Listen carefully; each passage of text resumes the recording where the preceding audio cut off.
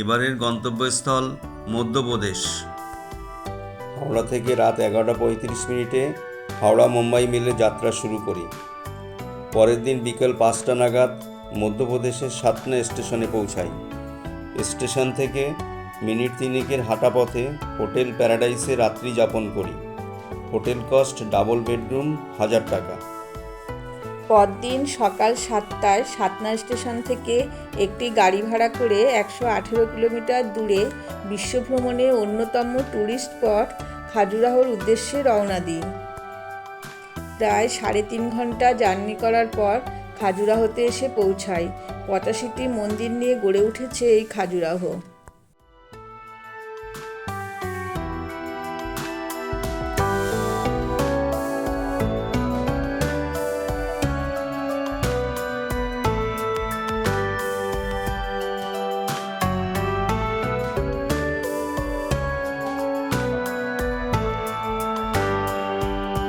বিভিন্ন রাজার আমলে 100 বছর ধরে বেলে পাথরে তৈরি এই মন্দিরগুলি।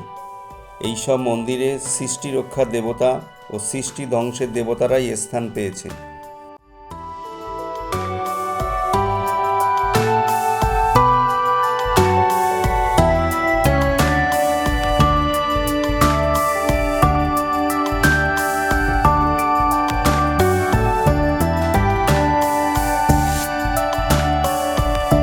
পাথর কেটে তৈরি ভারতীয় শিল্পের এই সজীব মূর্তিগুলি তুলনাহীন। নিখুঁত ভাস্কর্যে প্রতিদিনের জীবনযাত্রার নানান কিছু এখানে দেখানো হয়েছে।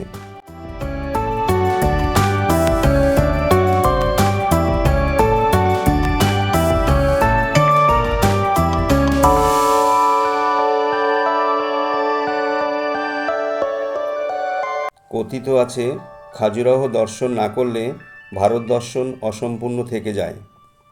আজ থেকে প্রায় 40 বছর আগে ইউনেস্কো ওয়ার্ল্ড হেরিটেজ তালিকায় জায়গা করে নিয়েছে খাজুরাহো।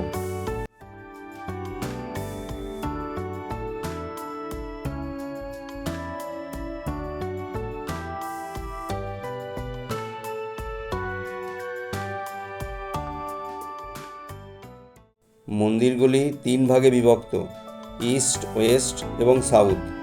সারাদিন সূর্যের আলোকে মন্দিরের রঙের বদল ঘটে।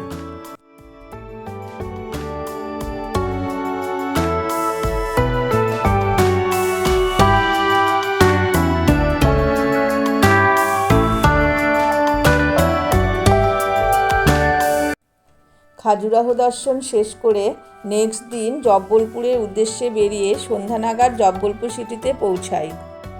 পরের দিন সকাল 7টায় হোটেল থেকে বেরিয়ে মার্বেল রক যাওয়ার পথে এক শিব মন্দিরে 76 ফুট লম্বা শিব মূর্তি দর্শন করে আবার মার্বেল রকের দিকে এগোতে শুরু করি। অবশেষে জব্বলপুর শহর থেকে 23 কিলোমিটার দূরে পর্যটক প্রিয় মার্বেল রকে এসে পৌঁছাই। সেখানে পার হেড 100 টাকার টিকিট কেটে নৌকা বিহারের জন্য নৌকায় উঠে পড়ি। নর্মদা নদীর দুপাশে প্রায় 100 ফুট উঁচু মার্বেল রকস, আর তারই মধ্য দিয়ে নর্মদা নদীর নীল জলে আমাদের নৌকা প্রায় 30 মিনিট জল বিহার করে। দুদিকের পাথরের এই অপরূপ মহিমা ভ্রমণার্থীদের পাগল করে তোলে।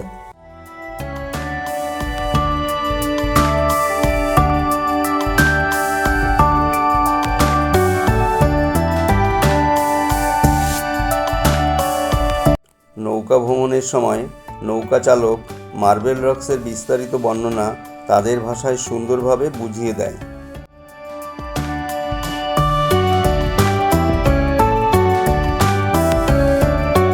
নর্মদা নদীর বুকে এই নৌকাবিহার সত্যিই খুব মনোরম।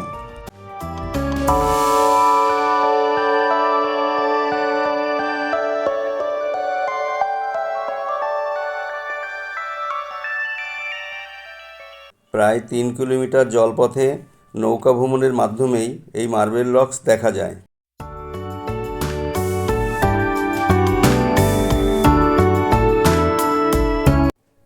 এরপর ধুমাদার ফলসের উদ্দেশ্যে রওনা দিই। যাওয়ার পথে 64 যোগিনী মন্দির দর্শন সেরে ধুমাদার ফলসে পৌঁছাই। নর্মদা নদীর জল প্রায় 100 ফুট নিচে আসতে পড়ে দুর্বার গতিতে বয়ে চলেছে। নর্মদার এই পতন দৃশ্য বিরাট জলপ্রপাতের আকার সৃষ্টি করেছে, যা দেখে পর্যটকরা খুবই মুগ্ধ হন।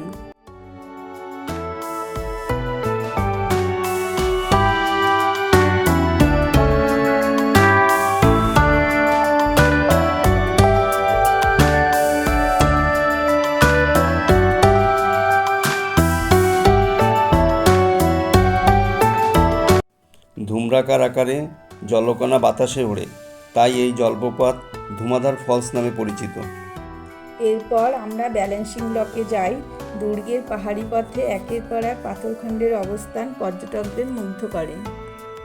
সেদিনই রাত 9:50 জব্বলপুর স্টেশন থেকে অমরকণ্টক এক্সপ্রেস ধরে পরদিন ভোর 4টে পেন্ডা রোড স্টেশনে পৌঁছাই।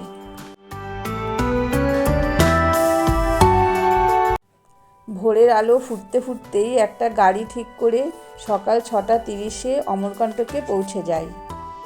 ওখানে গিয়ে এক ধর্মশালায় থাকার ব্যবস্থা হয়। সকাল 8টা নাগাদই আমরা লোকাল সাইড ট্যুরে বেরিয়ে পড়ি।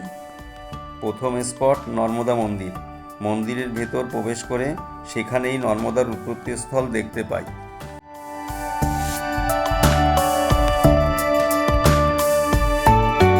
অমরকণ্টকের নর্মদা নদীর উৎপত্তিস্থল দেখে কপিলধারা, দুধধারা, সোন নদের উৎপত্তিস্থল, শিব মন্দির, রাধাকৃষ্ণের মন্দির ও আরও অনেক মন্দির দর্শন করে আমাদের মধ্যপ্রদেশ ট্যুর শেষ করি।